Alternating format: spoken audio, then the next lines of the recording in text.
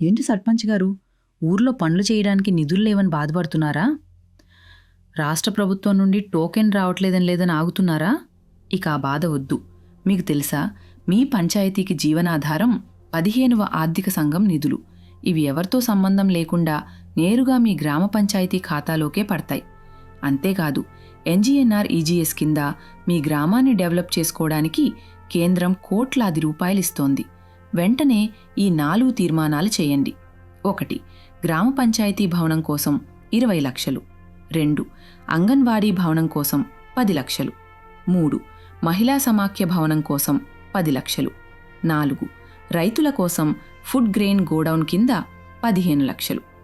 కేవలం ఊరికే కాదు, వ్యక్తుల అభివృద్ధి కోసం పశువుల పాకలు, గొర్రెల పాకలు, కల్లాల కోసం మీరు ఎంతమందిని రికమెండ్ చేస్తే అంతమందికి కేంద్రం నిధులిస్తుంది. ఇంకెందుకు ఆలస్యం? ఈ 4 నుంచి 5 రోజుల్లోనే తీర్మానాలు చేసి మీ MPDO గారికి పంపండి. మీ పల్లెను మీరే అభివృద్ధి చేసుకోండి.